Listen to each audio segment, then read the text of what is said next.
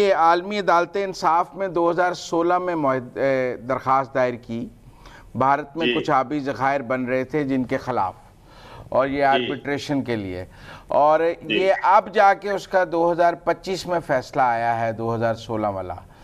तो ये जो आबी ज़खायर हैं वो तो उन्होंने इतने अरसे में मुकम्मल कर लिए होंगे जिनके खिलाफ हम गए हैं। मुजम्मिल साहब, ये बड़ा एक कंफ्यूजन है कि ये डिसीजन है क्या है। ये डिसीजन है कि 2016 में पाकिस्तान ने किशन गंगा और रतले डैम पर वर्ल्ड बैंक को रिक्वेस्ट की थी कोर्ट ऑफ आर्बिट्रेशन बनाने के लिए जी। तो कोर्ट ऑफ आर्बिट्रेशन पाकिस्तान की रिक्वेस्ट पर बन गई। तो इंडिया ने उसने कहा जी मैं तो इसमें शामिल नहीं होगा। तो उन्होंने अपने 2 आर्बिट्रेटर भी इसमें नहीं दिए थे, वगरना 7 मेंबर कोर्ट ऑफ आर्बिट्रेशन होती है। 2 पाकिस्तान के हैं, 3 जो है मुख्तलिफ इदारे देते हैं, और 2 दोनों पार्टियां देती हैं, इसलिए 7 होते हैं। तो लिहाजा इंडिया ने इसमें कोऑपरेट नहीं किया, और उन्होंने एक जो है एक काउंटर एप्लीकेशन वर्ल्ड बैंक को दे दी कि ये पाकिस्तान का केस तो टेक्निकल नोयत का है, तो लिहाजा वर्ल्ड बैंक जो है ये न्यूट्रल एक्सपर्ट अपॉइंट करे अंडर द ट्रीटी। तो वर्ल्ड बैंक ने फिर न्यूट्रल एक्सपर्ट ही अपॉइंट कर दिया। तो कोर्ट ऑफ आर्बिट्रेशन ने कहा ठीक है, वो भी अपना पॉइंट ऑफ व्यू दे दें, वो भी competent authority under the treaty हो सकती है। अच्छा, अब इसमें जब कोर्ट ऑफ आर्बिट्रेशन बन गई तो इंडिया ने उसको चैलेंज कर दिया। उन्होंने कहा जी ये कोर्ट ऑफ आर्बिट्रेशन कॉम्पिटेंट ही नहीं है केस सुनने की। ठीक है, 2023 में जी। तो 2023 में फिर ये 6 महीने बाद फैसला कोर्ट ऑफ आर्बिट्रेशन दिया कि हमारी कॉम्पिटेंस है और हम केस सुन सकते हैं, और न्यूट्रल एक्सपर्ट अपनी जगह सुन सकता है। ठीक है। और उन्होंने उसके बाद इनवाइट किया दोनों मुल्कों को कि हम साइट विजिट करना चाहते हैं, किशन गंगा का भी और उधर नीलम जेलम का भी पाकिस्तान में। तो ये जो विजिट है ये अप्रैल 2023 में हुआ। इंडिया ने कहा जी हम तो कोर्ट को मानते नहीं, लिहाजा विजिट की तो बात ही कोई नहीं। ठीक है। तो कोर्ट ऑफ आर्बिट्रेशन ने पाकिस्तान की साइट का विजिट किया, वो वापस चले गए, और उन्होंने फिर जाकर वापस 4, 5, 6 दिन की एक मीटिंग की जिसमें पाकिस्तान हाजिर हुआ, लेकिन इंडिया वहां पर हाजिर नहीं हुआ। ठीक है। जहां तक अच्छा, उसके पैरेलल जो न्यूट्रल एक्सपर्ट का केस था उसमें इंडिया भी आया, पाकिस्तान भी आया, उसकी 2 दौर हो चुके हैं। ठीक है। ठीक है। अब आप समझाने के लिए कि कोर्ट आर्बिट्रेशन अपनी जगह चल रही है, लेकिन इंडिया उसमें कोऑपरेट नहीं कर रहा। न्यूट्रल एक्सपर्ट केस अपनी जगह सुन रहा है, उसमें दोनों कोऑपरेट कर रहे हैं, इशू एक ही है। अच्छा, अब ये हुआ है जो मौजूदा सूरत हाल हुई है, ये जो हेल्ड एंड अबेस वाला, तो उस पर कोर्ट ऑफ आर्बिट्रेशन ने दोनों मुल्कों को लिखा है कि मौजूदा सूरत हाल के तहत कोई फर्क तो नहीं पड़ता आपके माइंडसेट में या आपका ये जो केसेस है। तो उस पर पाकिस्तान ने अपना जवाब जो है ये जमा करा दिया 11 जून को। इंडिया ने नहीं करवाया।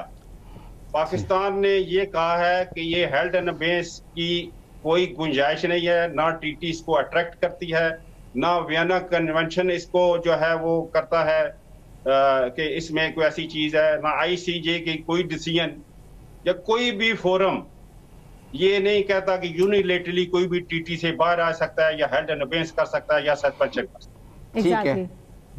ठीक है। अब इंडिया चूंकि नहीं वहां गया, तो कोर्ट ऑफ आर्बिट्रेशन ने जो इंडिया की स्टेटमेंट थी, जो उन्होंने लेटर पाकिस्तान को लिखा था, जो गवर्नमेंट ऑफ इंडिया की स्टेटमेंट थी, वो इकट्ठी करके और पाकिस्तान का पॉइंट ऑफ व्यू सामने रख के दोनों को जो है वे किया है। ठीक है। और वे करने के बाद जो है कोर्ट ऑफ आर्बिट्रेशन ने ये फैसला दिया है कि मौजूदा सूरत हाल में ये जो हेल्ड अबेस जो है ये कोई चीज नहीं है, लिहाजा हमारी कॉम्पिटेंस और न्यूट्रल एक्सपर्ट की competence to listen this case will continue. This is the decision. ठीक है। अभी तो प्रोजेक्ट का डिसीजन तो अभी चलेगा, तो प्रोजेक्ट का डिसीजन आएगा। तो इसलिए ये जो है ना, ये कोई थोड़ा सा जो हाइप क्रिएट हो गया थे कि हम केस जीत गए हैं, ये हेल्ड इन अबेस मैं समझता हूं कि जो इंडिया ने कहा था, इससे पहले वर्ल्ड बैंक के प्रेसिडेंट डॉक्टर ए.जे. बंगा भी कह चुके हैं कि हेल्ड अवेयरनेस की कोई प्रोविजन नहीं है, इंडिया यूनिलेटरल ट्रीटी को छोड़ नहीं सकता। तो अब इस पर ये मोर सबत हो गई है कोर्ट ऑफ आर्बिट्रेशन, जो हमारा केस सुन रही थी कि हेल्ड अवेयरनेस की कोई हैसियत नहीं है, हमारी कॉम्पिटेंस पे ज्यादा कोई फर्क नहीं आता, हम इस केस को सुनेंगे और मेरिट पर फैसला भी देंगे, ये बात हुई। पर देखें ना, 2016 से ये चल रहा है, 2025 आ गए हैं, और कितने साल कोर्ट ऑफ आर्बिट्रेशन इसको डिसाइड करने में ले सकती है? देखें जी, यही तो है ना कि टैक्टिक्स जो होती हैं ना, ये अप्लाई करती हैं एक दूसरे के खिलाफ, को डिलेइंग टैक्टिक्स जो होती हैं। और दूसरा ये भी है कि जो ये कोर्ट ऑफ आर्बिट्रेशन है, ये भी तो बहुत बड़ी ब्यूरोक्रेसी है, ये भी चीजों को जो है इमीडिएटली डिसाइड तो नहीं करती, ये एक फैसला करती हैं, उसके बाद मीटिंग के बाद 6 महीने साल बाद मीटिंग होती है। तो इनको तो प्रॉम्प्टली इन चीजों का डिसीजन करना चाहिए। और उससे सबसे जो मैं समझता हूँ एक मुख्तलिफ बात यह होगी कि लेट्स सपोज इंडिया अगर कोर्ट ऑफ आर्बिट्रेशन में कोऑपरेट नहीं कर रहा, और अगर कोर्ट ऑफ आर्बिट्रेशन पाकिस्तान के हक में फैसला देती है, तो उसको कौन इंप्लीमेंट करवाएगा? क्योंकि इंडिया ने तो रिफ्यूज कर दिया है कि हम तो आपकी कोई बात सुनने को तैयार नहीं है। तो डायलेमा तो क्रिएट हो गया। तो वर्ल्ड बैंक के पास कोई ऐसी पावर मौजूद नहीं है कि वो इंडिया को कंपेल कर सके कि वो उसका डिसीजन माने।